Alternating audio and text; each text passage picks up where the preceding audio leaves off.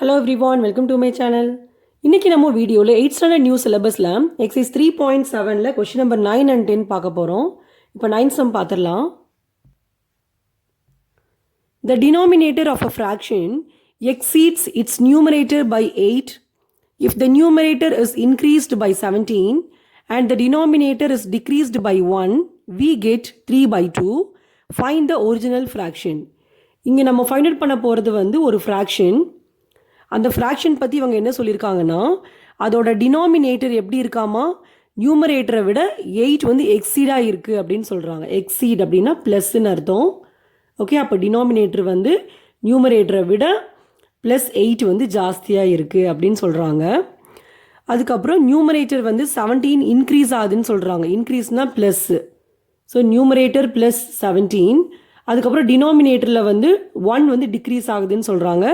டிக்ரீஸ்னால் minus sign. So denominator -1 பண்ணுற போது நமக்கு ஃப்ராக்ஷன் என்ன கிடைக்குதாமா, 3/2 கிடைக்குதுன்னு சொல்கிறாங்க.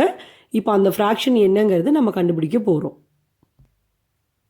இப்போ ஒரு ஃப்ராக்ஷன் அப்படின்னாலே அதில் நியூமரேட்டர் அண்ட் டினாமினேட்டர் இருக்கும். இப்போ நியூமரேட்டரை நான் எக்ஸ்ன்னு எடுக்க போகிறேன். Let the numerator be x. So numerator நான் எக்ஸ்ன்னு எடுத்துட்டேன். அப்போது டினாமினேட்டர் என்னவா இருக்கும்? இப்போ டினாமினேட்டர் பற்றி அவங்க என்ன சொன்னாங்க அப்படின்னா, டினாமினேட்டர் நியூமரேட்டரை விட 8 அதிகமாக இருக்குது அப்படின்னு சொல்கிறாங்க. இப்போ நியூமரேட்டர் நம்ம எக்ஸ்ன்னு எடுத்துருக்கோம் இல்லையா, அப்போ டினாமினேட்டர் =x + 8ன்னு கிடைக்கும். சொல்கிறது புரியுதா? Denominator of a fraction exceeds the numerator by 8 அப்படின்னு சொல்கிறாங்க. அதோட மீனிங் என்ன? டினாமினேட்டர் நியூமரேட்டரை விட 8 அதிகமாக இருக்குது அப்படின்னு சொல்கிறாங்க. எக்ஸீட் அப்படிங்கும் போது +8 நீங்கள் பண்ணணும். நியூமரேட்டர் எக்ஸ்ன்னு எடுத்ததுனால டினாமினேட்டர் என்ன ஆகிடுது, x + 8ன்னு கிடச்சிருச்சு. ஓகே, இப்போ அந்த ஃப்ராக்ஷன் என்ன ஆயிடுச்சு? நம்ம கண்டுபிடிக்க போகிற ஃப்ராக்ஷன் என்னன்னு பார்த்தீங்கன்னா x/x + 8. இப்போ இந்த கொஸ்டினில் அடுத்து என்ன சொல்கிறாங்கன்னு பார்த்தீங்கன்னா, நியூமரேட்டர் இஸ் இன்க்ரீஸ்டு பை 17. அதாவது நியூமரேட்டரோட 17 இன்க்ரீஸ் பண்ணணும் அப்படின்னு சொல்கிறாங்க. இன்க்ரீஸ் அப்படின்னா +8 நான் சொன்னேன். இங்கே நியூமரேட்டர் பாருங்கள் எக்ஸு. அப்போது அது கூட ஒரு 17 ப்ளஸ் பண்ணும்போது உங்களுக்கு x + 17 கிடைக்கும். By denominator is decreased by 1 அப்படின்னு சொல்கிறாங்க. டிக்ரீஸ்டுனா மைனஸ் சைன். இப்போ டினாமினேட்டர் எடுத்து எழுதிட்டு அது கூட 1 நம்ம மைனஸ் பண்ண போகிறோம். ஓகே, ஸோ இது மாதிரி பண்ணுற போது நமக்கு என்ன ஆன்சர் வருதுன்னு சொல்கிறாங்க, 3/2 கிடைக்குதுன்னு சொல்கிறாங்க. ஓகே, இப்போ அடுத்த ஸ்டெப்பில் பார்த்தீங்கன்னா இந்த நியூமரேட்டர் நான் அப்படியே எழுதிட்டேன். பை டினாமினேட்டரில் பாருங்கள் எக்ஸ்.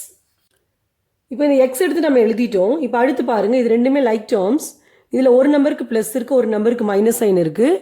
அப்போ என்ன பண்ணணும்னு பார்த்தீங்கன்னா, subtract and put greater number sign பண்ணணும். 8ல் 1 மைனஸ் பண்ணிங்கன்னா 7 வரும்.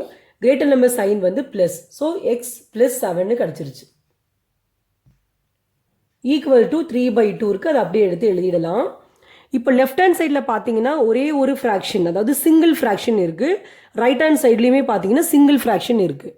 இந்த மாதிரி left hand side right hand சைடில் சிங்கிள் ஃப்ராக்ஷன் இருந்தது அப்படின்னா நம்ம கிராஸ் மல்டிப்ளிகேஷன் பண்ணிக்கலாம் நான் சொல்லியிருக்கேன். இப்போ பாருங்கள், இந்த 2 நெக்ஸ்ட் சைடு மூவ் பண்ணும்போது நியூமரேட்டர் போயிடும். அதே மாதிரி இந்த x + 7 நியூமரேட்டர் போயிடும். இப்போ பாருங்கள், இந்த 2 நீங்கள் நெக்ஸ்ட் சைடு மூவ் பண்ணும்போது இது நியூமரேட்டர் போயிடும். அப்போ உங்களுக்கு என்ன கிடைக்கும்னு பார்த்தீங்கன்னா 2 × x + 17 கிடைக்கும். இங்கே 2 டேர்ம்ஸ் வருது, அதனால் கண்டிப்பாக நீங்கள் ப்ராக்கெட்குள்ளே தான் அதை எழுதணும். ஈக்குவல் டு போட்டுட்டு இந்த x + 7 நெக்ஸ்ட் சைடு நீங்கள் மூவ் பண்ணும்போது இது நியூமரேட்டர் போயிடும் நான் சொன்னேன். அப்போ உங்களுக்கு இங்கே ஏற்கனவே 3 இருக்கிறது இல்லையா, அப்போ என்ன பண்ணணும், இந்த x + 7 2 டேர்ம்ஸாக இருக்கிறதுனால 3 ப்ராக்கெட்குள்ளே இதை எடுத்து எழுதிடணும். இப்போ அதான் நான் எழுத போகிறேன். 3 இன்சைட் த ப்ராக்கெட் x + 7 எழுதிட்டேன். ஓகே, இப்போ அடுத்த ஸ்டெப்பில் என்ன பண்ணுறோன்னா, இந்த 2 ப்ராக்கெட்ஸையும் ரிமூவ் பண்ணுறோம். அதுக்காக என்ன பண்ணணும், இந்த 2 கொண்டு போய் இன்சைட் த ப்ராக்கெட் மல்டிப்ளை பண்ணணும். இப்போ 2 × x 2x ஆகிடும். ரெண்டுக்குமே ப்ளஸ் சைன் தான் இருக்குது. ஸோ உங்களுக்கு ப்ளஸ் சைன் தான் வரும். அடுத்து பாருங்கள், +++, 2 × 17 34 கிடச்சிருக்கு. அதே மாதிரி இங்கேயுமே ப்ராக்கெட் ரிமூவ் பண்ணணும்னா நீங்கள் 3 கொண்டு போய் இன்சைட் த ப்ராக்கெட் மல்டிப்ளை பண்ணணும். அப்போ 3 × x 3x கிடச்சிடும். இது ரெண்டுக்கும் ப்ளஸ் தான். ஸோ நமக்கு இங்கே ப்ளஸ் தான் வரும். அடுத்து +++, 3 × 7 21. இப்போ அடுத்த ஸ்டெப்பில் என்ன பண்ணுறீங்கன்னா எக்ஸ் எல்லாம் ஒரு சைடும் நம்பர்லாம் ஒரு சைடும் நம்ம வச்சுக்கலாம். இப்போ பாருங்கள், இந்த 2x இங்கேயே வச்சுட்டு இந்த 3xை வந்து நெக்ஸ்ட் சைடு மூவ் பண்ணுறோம். அப்போ 3xக்கு முன்னாடி சைனே இல்லைன்னா அங்கே ப்ளஸ் இருக்குன்னு அர்த்தம். ப்ளஸ் 3x இந்த பக்கம் வரும்போது -3xன்னு ஆகிடும். இங்கே வந்து ஏற்கனவே +21 இருக்குது. இந்த +34 அந்த பக்கம் போச்சுன்னா -34ன்னு ஆகிடும். இப்போ லெஃப்ட் ஹேண்ட் சைடில் பார்த்தீங்கன்னா ரெண்டுமே எக்ஸ் டேர்ம்ஸ் தான். இது வந்து லைக் டேர்ம்ஸ்னு சொல்லுவோம், ஏன்னா ரெண்டுலேயுமே பாருங்கள் எக்ஸ் இருக்குது. இப்போ நம்பரை பொறுத்த வரைக்கும் இங்கே +2 இருக்குது, இங்கே -3 இருக்குது. இப்போ ஒரு நம்பருக்கு ப்ளஸ் ஒரு நம்பருக்கு மைனஸ்னால் இதை சப்ராக்ட் பண்ணி கிரேட்டர் நம்பர் சைன் போடணும். அப்போ உங்களுக்கு -1xன்னு கிடைக்கும். ஈக்குவல் டு இங்கே பாருங்கள், இங்கேயும் ஒரு நம்பருக்கு ப்ளஸ் ஒரு நம்பருக்கு மைனஸ். அப்போ சப்ராக்ட் பண்ணி கிரேட்டர் நம்பர் சைன் போடணும். ஸோ -13ன்னு கிடைக்கும். இப்போ பாருங்கள், ரெண்டு பக்கமே மைனஸ் சைன் இருக்கு இல்லையா? ஸோ இந்த ரெண்டு மைனஸ் சைனை நம்ம கேன்சல் பண்ணிட்டோன்னா நமக்கு x is equal to 13ன்னு கிடச்சிருச்சு. ஆக்சுவலாக 1x equal to 13 கிடச்சிருக்கு. இங்கே நீங்கள் 1 போடணும்னு அவசியம் இல்லை. அங்கே நீங்கள் போடாமல் விட்டீங்கனாலே அங்கே 1 தான் இருக்குன்னு அர்த்தம். ஸோ x equal to 13 நம்ம எழுதிட்டோம். இப்போ பாருங்கள், இதில் நியூமரேட்டர் வந்து நம்ம கண்டுபிடிச்சிட்டோம் எக்ஸு. டினாமினேட்டர் வேணும் இல்லையா? டினாமினேட்டரும் தெரிஞ்சால் தான் நம்ம ஃப்ராக்ஷன் வந்து எடுத்து எழுத முடியும். இப்போ டினாமினேட்டர் என்ன எழுதியிருக்கோம் பாருங்கள், x + 8 அப்படின்னு எழுதியிருக்கோம். ஓகே, அப்போ நம்ம கண்டுபிடிச்சிடலாமா? x + 8 equal to 13 + 8 equal to 21. அப்போ ஃபைனலாக எடுத்து எழுதிடலாம். Therefore, the fraction is x by x + 8. அந்த ஃப்ராக்ஷன் வந்து நம்ம x by x + 8ன்னு நம்ம எடுத்தோம். இப்போ பாருங்கள், எக்ஸோட வேல்யூ வந்து 13 by x + 8 என்ன கண்டுபிடிச்சிருக்கோம்? 21. ஸோ 13 by 21 தான் ஆன்சர். நெக்ஸ்ட் சம் பார்த்துடலாம். நெக்ஸ்ட் 10th சம் பாருங்க. If a train runs at 60 km/h, it reaches its destination late by 15 minutes. But if it runs at 85 km/h, it is late by only 4 minutes. Find the distance to be covered by the train. இப்போ இந்த question என்ன சொல்லியிருக்காங்கன்னு பார்த்தீங்கன்னா, ஒரு train வந்து 60 km/h ஸ்பீடில் போச்சுன்னா அது வந்து 15 மினிட்ஸ் வந்து லேட்டாக அந்த டெஸ்டினேஷன் வந்து போயிருக்கு அப்படின்னு சொல்கிறாங்க. அப்போது லேட் அப்படின்னா என்ன அர்த்தம்? அது யூஸ்வலாக எடுத்துக்கிற டைமை விட 15 மினிட்ஸ் வந்து அதிகமாக எடுத்திருக்குன்னு அர்த்தம் இல்லையா? அப்போ தான் நம்ம லேட்டுன்னு சொல்லுவோம். இப்போ நீங்கள் டெய்லி ஸ்கூலுக்கு வந்து ஒரு 8:30 போகிறீங்கன்னு வச்சுக்கலாம். நீங்கள் 10 மினிட்ஸ் வந்து லேட்டாக போயிருக்கீங்க அப்படின்னா நீங்கள் எத்தனை மணிக்கு போயிருப்பீங்க? 8:40க்கு தானே போயிருப்பீங்க. அப்படின்னா எப்போ நம்ம லேட்டுன்னு சொல்லுவோம்? நம்ம யூஸ்வலாக போகிற டைமை விட அதிகமாக எடுத்துட்டோம்னா தான் அதை வந்து லேட் அப்படின்னு சொல்லுவோம் இல்லையா? அதே மாதிரி தான் இங்கேயுமே அவங்க சொல்கிறாங்க. அடுத்து பாருங்கள், அந்த ட்ரெயின் வந்து 85 km/h ஸ்பீடில் போச்சுன்னா 4 மினிட்ஸ் லேட் அப்படின்னு சொல்கிறாங்க. இதோட மீனிங் என்ன? யூஸ்வலாக போகிற டைமை விட 4 மினிட்ஸ் வந்து அதிகமாக எடுத்துருக்குது அப்படின்னு சொல்கிறாங்க. இப்போ நம்ம என்ன ஃபைண்ட் பண்ண போகிறோம்? Distance covered by the train தான் வந்து கண்டுபிடிக்க போகிறோம். இப்போ இந்த சம்மில் நம்ம என்ன ஃபைண்ட் பண்ண போகிறோம்னு பார்த்தீங்கன்னா, distance travelled by the train. அதை வந்து நான் டீன்னு எடுக்க போகிறேன். அதனால தான் இங்கே எழுதியிருக்கேன் பாருங்கள், let the distance travelled by the train equal to d. அதே மாதிரி அந்த ட்ரெயின் வந்து அந்த டெஸ்டினேஷன் ரீச் பண்ணுறதுக்கு ஒரு யூஷுவல் டைம் எடுத்துக்கும் இல்லையா? அதை வந்து நான் டீன்னு எடுக்கிறேன். இப்போ அதனால தான் என்ன எழுதியிருக்கேன், let the usual time taken by the train equal to t அப்படின்னு எழுதிட்டேன். இப்போ இந்த கொஸ்டினில் பார்த்தீங்கன்னா ஸ்பீடோட யூனிட் வந்து km/h அப்படின்னு கொடுத்துருக்காங்க. இப்போ ஸ்பீடுக்கு என்ன ஃபார்முலா? Distance by time. இதுதான் வந்து ஸ்பீடோட ஃபார்முலா. இப்போ பாருங்கள், ஸ்பீடோட யூனிட் என்ன கொடுத்துருக்காங்க? km/hன்னு கொடுத்துருக்காங்க. அப்போ இதுலேருந்து நம்ம என்ன தெரிஞ்சிட்டோம்? டிஸ்டன்ஸோட யூனிட் வந்து கிலோமீட்டர், டைமோட யூனிட் வந்து ஹார்ன்னு நம்ம தெரிஞ்சுக்கிட்டோம் இல்லையா? அதனால் பாருங்கள், distance travelled by the train வந்து D kilometre, usual time taken by the train D hour அப்படின்னு எடுத்துடுறோம். புரிஞ்சுதா? இப்போ அடுத்து நான் ஃபார்மில் எழுத போகிறேன். பாருங்கள், டிஸ்டன்ஸ் ஃபார்மில் எழுதுகிறேன். Distance equal to speed into time. இப்போ இந்த சம்மில் நம்ம ஃபைண்ட் அவுட் பண்ண போகிறது என்னன்னு பார்த்தோன்னா டிஸ்டன்ஸ். அவங்க கொடுத்துருக்கிறது என்னன்னு பார்த்தீங்கன்னா ஸ்பீட். ஓகே, நம்ம கண்டுபிடிக்க போகிறது டிஸ்டன்ஸ், அவங்க கொடுத்துருக்கிறது வந்து ஸ்பீட். ஸோ நான் எதுக்கு இப்போ ஃபார்முலா எழுத போகிறேன்னு பார்த்தீங்கன்னா டைமுக்கு தான் ஃபார்முலா எழுத போகிறேன். அப்போது இந்த ஸ்பீடுக்கும் டைமுக்கும் நடுவில் இன்டூ இருக்குது. இன்டூ இந்த பக்கம் வரும்போது டிவைட் ஆகிடும். ஸோ நீங்கள் என்ன பண்ணுறீங்கன்னா டைம் மட்டும் இங்கே வச்சுட்டு இந்த ஸ்பீடு இந்த சைடு கொண்டு வரும்போது உங்களுக்கு என்ன கிடைக்கும், டிஸ்டன்ஸ் பை ஸ்பீடுன்னு கிடைக்கும். இப்போ இதுதான் வந்து டைமோட ஃபார்முலா. இப்போ அடுத்து இந்த கொஸ்டினில் என்ன கொடுத்துருக்காங்க பாருங்க. அந்த ட்ரெயின் வந்துட்டு 60 km/h ஸ்பீடில் போச்சுன்னா அது யூஸ்வலாக எடுத்துக்கிற டைமை விட 15 மினிட்ஸ் வந்துட்டு அதிகமாக எடுத்திருக்கு அப்படின்னு சொல்கிறாங்க. அதாவது லேட் பை 15 என்ன அர்த்தம், யூஸ்வல் டைமை விட 15 மினிட்ஸ் வந்து இன்க்ரீஸ் ஆகிருக்கு அப்படின்னு சொல்கிறாங்க. இப்போ அதை வந்து நம்ம இந்த ஃபார்முலாவில் சப்ஸ்டியூட் பண்ண போகிறோம். நம்ம கண்டுபிடிக்க போகிறது டிஸ்டன்ஸ், அதை டீன்னு எடுத்திருக்கோம். ஸோ டீனே வச்சுக்கலாம். பை ஸ்பீடு வந்து 60 km/hன்னு சொன்னாங்க, ஈக்குவல் டு அது யூஸ்வலாக எடுத்துக்கிற டைமை விட 15 மினிட்ஸ் வந்து அதிகமாக எடுத்திருக்கு அப்படின்னு சொல்கிறாங்க. அப்போது நம்ம டைமை டீன்னு தானே எடுத்திருக்கோம். அப்போ என்ன கிடைக்கும், டி ப்ளஸ் 15 மினிட்ஸ் அப்படின்னு கிடைக்கும். பட் இங்கே டி பாருங்கள், அதோட யூனிட் வந்து நம்ம ஹாரில் தான் எழுதியிருக்கோம். அப்போ நீங்கள் என்ன பண்ணணும்னா இந்த 15 மினிட்ஸ் இருக்கு இல்லையா, அதை வந்து ஹாருக்கு கன்வெர்ட் பண்ணணும். அப்போது மினிட்ஸை வந்து ஹாருக்கு கன்வெர்ட் பண்ணுறதுக்கு என்ன பண்ணணும், பை 60 போடணும் இல்லையா. 15 வந்து மினிட்ஸில் கொடுத்துருக்காங்க, இதை ஹாரு கன்வெர்ட் பண்ணுறதுக்கு 15/60 ஹார்னு எழுதிக்கணும். இப்போ இதை கேன்சல் பண்ணிடலாமா பாருங்கள். இது ரெண்டையுமே வந்து நான் 5 டேபிளில் கேன்சல் பண்ணுறேன். அப்போ வந்து 3 5s 15 வரும். இங்கே வந்து 1 5s 5, பேலன்ஸ் 1 வரும். 2 5s 10. இப்போ திரும்ப இந்த ரெண்டு நம்பருமே வந்து நமக்கு 3 டேபிளில் கேன்சல் ஆகும். 1 3s 3, 4 3s 12. இப்போ என்ன கிடச்சிருச்சு, 1/4 ஹார்னு கிடச்சிருச்சு. அப்போ இந்த 15 மினிட்ஸுக்கு பதிலாக நம்ம 1/4 ஹார்னு எடுத்து எழுதுகிறோம். ஓகே, இங்கே ஏற்கனவே டி வந்து ஹாரில் தான் இருக்குது. அப்போ என்ன பண்ணிட்டோம், டி ப்ளஸ் 15 மினிட்ஸ்க்கு பதிலாக டி ப்ளஸ் 1/4. இப்போ மொத்தமாக என்ன ஆயிடுச்சு, ஹாருக்கு நம்ம கன்வெர்ட் பண்ணிட்டோம். இப்போ இதில் இருந்து நம்ம டி கண்டுபிடிக்க போகிறோம். ஏன் நம்ம டி கண்டுபிடிக்கிறோம் அப்படின்னா, இந்த கொஸ்டினில் வந்து இவங்க டி ஃபைண்ட் அவுட் பண்ண சொல்லலை, டி தானே கேட்டாங்க. அப்போ நம்ம என்ன பண்ண போகிறோம்னா இதிலிருந்து டி கண்டுபிடிக்க போகிறோம். இதே மாதிரி நமக்கு இன்னொரு ஈக்குவேஷன் வரும், அதிலிருந்தும் நீங்கள் டி கண்டுபிடிக்கணும். அப்போது ரெண்டு ஈக்குவேஷன்லையுமே வந்துட்டு ரைட் ஹேண்ட் சைடு வந்து உங்களுக்கு டீனே கிடைக்கும். அப்படின்னா என்ன அர்த்தம், ரெண்டு ஈக்குவேஷனுமே ஈக்குவல் அப்படின்னு அர்த்தம். அப்போ ரெண்டு ஈக்குவேஷன்லையுமே ரைட் ஹேண்ட் சைடு டீயாக இருக்கிறதுனால லெஃப்ட் ஹேண்ட் சைடு வந்து நம்ம ஈக்குவேட் பண்ணிக்கலாம். அப்படி ஈக்குவேட் பண்ணுற போது உங்களுக்கு டியோட வேல்யூ வந்து கிடச்சிடும். ஓகே, இப்போ அதான் நான் பண்ண போகிறேன். ஸோ அதுக்காக என்ன பண்ணுறேன், இந்த ஈக்குவேஷன்லேருந்து டி கண்டுபிடிக்கிறேன். அப்போ பாருங்கள், இங்கே லெஃப்ட் ஹேண்ட் சைடில் ஏற்கனவே வந்து d/60 இருக்குது. இந்த ப்ளஸ் 1/4 வந்து நீங்கள் நெக்ஸ்ட் சைடு மூவ் பண்ணுற போது இது -1/4ன்னு ஆகிடும். ஓகே, இப்போ பாருங்கள், டீங்கிற ஈக்குவேஷன் கிடச்சிருச்சா, d/60 - 1/4. இதை வந்து நான் ஈக்குவேஷன் நம்பர் 1ன்னு எடுத்துக்கிறேன். அடுத்து என்ன கொடுத்துருக்காங்க பாருங்கள். அந்த ட்ரெயின் வந்து 85 km/h ஸ்பீடில் போச்சுன்னா அது யூஷுவல் டைமை விட 4 மினிட்ஸ் வந்து அதிகமாக எடுத்துக்குது அப்படின்னு சொல்கிறாங்க. 4 மினிட்ஸ் லேட்டுங்கிறாங்க. அதோட மீனிங் என்னென்னா usual time plus 4 minutes. Okay, இப்போ இந்த ஈக்குவேஷன் எழுத போகிறேன். நம்ம ஏற்கனவே ஃபார்மில் எழுதியிருந்தோம், distance by speed equal to டைம்னு சொல்லிட்டு. டிஸ்டன்ஸ் வந்து டீன்னு எடுத்திருக்கோம், பை. இப்போ இங்கே ஸ்பீடு என்னன்னு பார்த்தீங்கன்னா 85 km/h. ஸோ ஸ்பீடுக்கு பதில் நான் 85ன்னு எழுதிட்டேன், ஈக்குவல் டு டைம். டைம் வந்து யூஷுவல் டைமை விட 4 மினிட்ஸ் வந்து அதிகமாக எடுத்திருக்குன்னு சொல்கிறாங்க.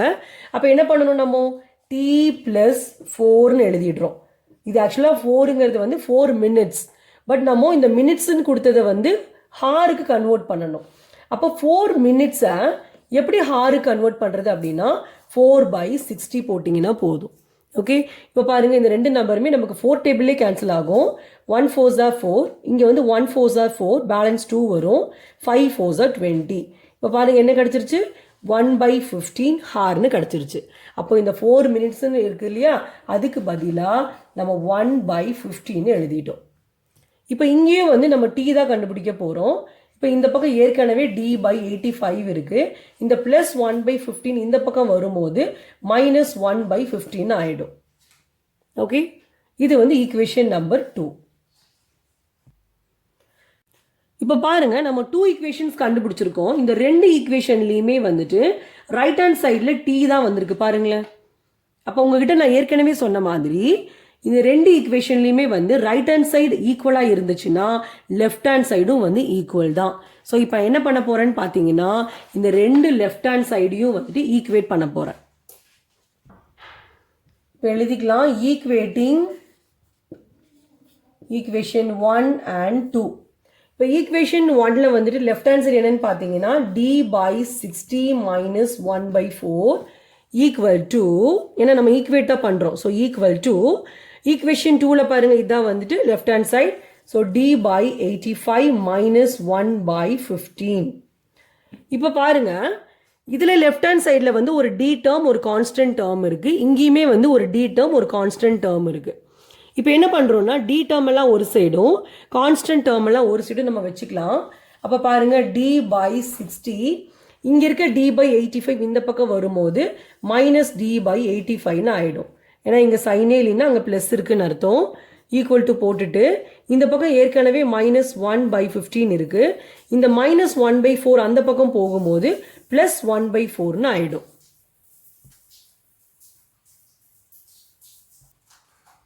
இப்போ இதில் லெஃப்ட் ஹேண்ட் சைடில் பாருங்கள் ஒரு 2 ஃப்ராக்ஷன் இருக்குது, நடுவில் மைனஸ் சைன் இருக்குது. அப்போ நீங்கள் டினாமினேட்டர் செக் பண்ணணும். டினாமினேட்டர் சேமாக இருந்தால் மட்டும்தான் நம்மளால் இதை சப்ராக்ட் பண்ண முடியும். இப்போ இங்கே டினாமினேட்டர் 60 இருக்குது, இங்கே 85 இருக்குது. இப்போ இது சேமாக இல்லை, ஸோ நம்ம எல்சிஎம் எடுக்க போகிறோம். 60க்கும் 85க்கும் நான் எல்சிஎம் எடுக்கிறேன். அப்போ பாருங்கள் 5 டேபிளில் வரும்.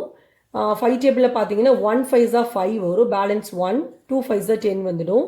இங்கே பார்த்தீங்கன்னா 1 5s 5 பேலன்ஸ் 3 வரும். இப்போ 35 ஆகிடுது. 7 5s 35.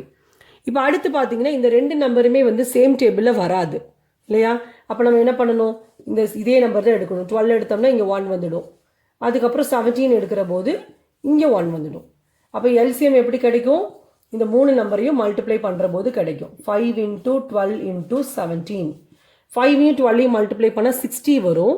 அது கூட ஒரு 17 மல்டிப்ளை பண்ணும்போது உங்களுக்கு 1020 வந்து கிடைக்கும். இதுதான் வந்து எல்சிஎம். இப்போ இங்கே வாங்க, இங்கே டினாமினேட்டரில் 60 இருக்குது. அப்போ 60 கூட எந்த நம்பர் மல்டிப்ளை பண்ணால் இந்த எல்சிஎம் 1020 வருங்கிறது நீங்கள் கண்டுபிடிக்கணும். இப்போது இந்த 1020 நமக்கு எப்படி வந்துச்சு, இந்த 3 நம்பரையும் மல்டிப்ளை பண்ணுறப்ப தானே வந்தது. இப்போ 60 இந்த 3 நம்பரில் எப்படி வரும், 5ஐயும் 12ஐயும் மல்டிப்ளை பண்ணால் 60 வரும். அப்போ இது ரெண்டையும் மறைச்சிக்கோங்க. அப்போ பேலன்ஸிங் என்ன இருக்குது, 17 தானே இருக்குது. அப்போது 60 கூட 17 மல்டிப்ளை பண்ணுற போது உங்களுக்கு 1020 கிடைக்கும். அப்போ இங்கே என்ன பண்ணுறோம், 17 மல்டிப்ளை பண்ணுறோம். இப்போ டினாமினேட்டரில் 17 மல்டிப்ளை பண்ணும்போது இங்கே நியூமரேட்டர்லேயுமே 17 தான் மல்டிப்ளை பண்ணணும். புரிஞ்சுதா? அடுத்து இங்கே 85 இருக்கா. இப்போ பாருங்கள் 85 எப்படி கிடைக்கும், 5ஐயும் 17ஐயும் மல்டிப்ளை பண்ணுற போது 85 வரும். அப்போ 85 கூட இந்த 12 மல்டிப்ளை பண்ணால் தானே உங்களுக்கு 1020 வரும். பாருங்கள் 85 மறைச்சிட்டு பாருங்கள், இங்கே 12 இருக்குது இல்லையா? அப்போ இங்கே 12ஆல் மல்டிப்ளை பண்ணணும், அப்போ தான் உங்களுக்கு 1020 வரும். அப்போ இங்கேயுமே வந்துட்டு நீங்கள் 12ஆல் மல்டிப்ளை பண்ணணும். ஓகே, இப்போ லெஃப்ட் ஹேண்ட் சைடு நம்ம எல்சிஎம் எடுத்து முடிச்சாச்சு. அடுத்து நம்ம ரைட் ஹேண்ட் சைடு வரோம். ரைட் ஹேண்ட் சைடில் பாருங்கள் இங்கே 15 இருக்குது டினாமினேட்டரில், இங்கே 4 இருக்குது. அப்போ இந்த 2 நம்பருமே சேம் டேபிளில் வருமா, வராது இல்லையா? அப்போ 2 நம்பருமே சேம் டேபிளில் வரலைன்னா இது ரெண்டையும் மல்டிப்ளை பண்ணால் உங்களுக்கு என்ன வருமோ அதுதான் எல்சிஎம். இப்போ பாருங்கள் எல்சிஎம் என்ன கிடச்சிருச்சு, 15 × 4 60 கிடச்சிருச்சு. அப்போது இங்கே வந்து என்ன பண்ணணும், 15ஐ வந்து 4ஆல் மல்டிப்ளை பண்ணணும். அப்போ நியூமரேட்டரும் வந்து 4ஆல் மல்டிப்ளை ஆகிடும். இங்கே 4ஐ வந்து 15ஆல் மல்டிப்ளை பண்ணணும். ஸோ நியூமரேட்டர் வந்து 15 மல்டிப்ளை ஆகிடும். இப்போது இங்கே வந்துட்டு டினாமினேட்டரில் வந்து தனித்தனியாக 1020 போடுறதுக்கு பதிலாக நான் காமனாக 1020 போட்டுட்டேன். இப்போ நியூமரேட்டரில் பாருங்கள் d × 17, 17d வந்துடும். இங்கே ஒரு மைனஸ் சைன் இருக்கா, மைனஸ் போட்டுட்டு d × 12, 12d வந்துடும். ஈக்குவல் டு இங்கே பாருங்கள் டினாமினேட்டரில் வந்து தனித்தனியாக 60 போடுறதுக்கு பதிலாக நான் காமனாக ஹோல் திங் டிவைடட் பை 16 போட்டுட்டேன். இங்கே பார்த்தீங்கன்னா -1 × 4 4 வரும். அடுத்து நடுவில் ப்ளஸ் சைன் இருக்குது, எழுதிக்கோங்க. 1 × 15 15 வந்துடும். இப்போ இங்கே பார்த்தீங்கன்னா நியூமரேட்டரில் வந்து ரெண்டுமே டி டேர்ம், ஸோ இது ரெண்டையும் லைக் டேர்ம்ஸ்ன்னு சொல்லுவோம். இப்போ இங்கே இதில் வந்து சைன் வந்து எதுவுமே மென்ஷன் பண்ணலைன்னா அங்கே ப்ளஸ் இருக்குன்னு அர்த்தம். ஸோ ஒரு நம்பருக்கு ப்ளஸ் ஒரு நம்பருக்கு மைனஸ் இருந்ததுன்னா இது ரெண்டையும் சப்ராக்ட் பண்ணி கிரேட்டர் நம்பர் சைன் போடணும். அப்போ உங்களுக்கு +5dன்னு கிடைக்கும். பை இங்கே 1020 இருக்குது, எடுத்து எழுதிக்கோங்க. ஈக்குவல் டு இங்கே பார்த்தீங்கன்னா நியூமரேட்டரில் ஒரு நம்பருக்கு மைனஸ் ஒரு நம்பருக்கு ப்ளஸ் இருக்குது. ஸோ இது ரெண்டையும் சப்ராக்ட் பண்ணி கிரேட்டர் நம்பர் சைன் போடுற போது உங்களுக்கு +11 கிடைக்கும். டினாமினேட்டரில் 60 இருக்கா, அதை எடுத்து நம்ம எழுதிக்கலாம்.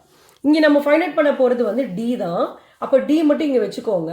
இந்த 5ஐயும் 1020யும் வந்து நெக்ஸ்ட் சைடு மூவ் பண்ணிவிடுங்க. இப்போ இந்த பக்கம் ஏற்கனவே 11/60 இருக்குது. இந்த 1020 பாருங்கள் இங்கே டினாமினேட்டரில் இருக்குது. அப்போ நெக்ஸ்ட் சைடு மூவ் பண்ணும்போது அது நியூமரேட்டர் போயிடும். அதே மாதிரி 5 வந்து இங்கே நியூமரேட்டரில் இருக்குது. ஸோ நெக்ஸ்ட் சைடு நீங்கள் மூவ் பண்ணுற போது டினாமினேட்டர் வந்துடும். ஓகே, இப்போ இதை நான் கேன்சல் பண்ண போகிறேன். பாருங்கள், இந்த 0க்கு இந்த 0 நான் கேன்சல் பண்ணிடுறேன். அதுக்கப்புறம் இந்த 2 நம்பரையும் வந்து நான் 2 டேபிளில் கேன்சல் பண்ணுறேன். அப்போ பாருங்கள், 3 2s are 6 வருது. இங்கே வந்து 5 2s are 10, 1 2s are 2 கிடச்சிருக்கு. இப்போ இந்த 2 நம்பரையும் வந்து நான் 3 டேபிளில் கேன்சல் பண்ணுறேன். 1 3s are 3, இங்கே வந்து 1 3s are 3, பேலன்ஸ் வந்து 2 வரும். இப்போ இது 21 ஆகிடுது. 7 3s are 21. இப்போ ஃபர்தராக நம்மளால கேன்சல் பண்ண முடியாது. ஸோ என்ன பண்ணுறோம் அப்படின்னா, இந்த நியூமரேட்டர் வந்து மல்டிப்ளை பண்ணிவிட்டு டினாமினேட்டரில் பாருங்கள் ஒரு 5 இருக்கா, 5ஆல் டிவைட் பண்ணிடலாம். இப்போ நியூமரேட்டரில் பாருங்கள் 11 into 17 கிடச்சிருக்கு. இப்போ நான் மல்டிப்ளை பண்ணுறேன். 11 into 17 பாருங்கள் 187 வந்தது. இப்போ பாருங்கள் 11ஐயும் 17ஐயும் மல்டிப்ளை பண்ணும்போது நமக்கு 187 வருது. இப்போ 187 வந்து நம்ம 5ஆல் டிவைட் பண்ண போகிறோம். பாருங்கள், இந்த பக்கம் நான் டிவைட் பண்ணுறேன். 3 5s are 15 வரும். பேலன்ஸ் வந்துட்டு 3 வரும். இப்போ 37 கிடச்சிருது. அடுத்து பார்த்தீங்கன்னா 7 5s are 35 வரும். பேலன்ஸ் 2 ஆகிடுது. இப்போ மேலே பாயிண்ட் வச்சுட்டு இங்கே 0 போட்டுடுறோம். அடுத்து பாருங்கள் 4 5s are 20, ரிமைண்டர் வந்து 0 வந்துருச்சு. இப்போ என்ன கிடச்சிருக்கு பாருங்கள், 37.4ன்னு கிடச்சிருக்கு. அப்போ டியோட வேல்யூ என்னன்னு பார்த்தீங்கன்னா 37.4. இதில் வந்து டிஸ்டன்ஸோட யூனிட் வந்து கிலோமீட்டர் நான் ஃபஸ்ட்டே சொல்லியிருந்தேன். அப்போ ஃபைனலாக வந்து நம்ம எடுத்து எழுதிடலாம். D = 37.4 kilometre. பாருங்கள், நான் லாஸ்ட் லைன் எடுத்து எழுதிட்டேன். therefore the distance traveled by the train is 37.4 kilometer. That's all. Thank you.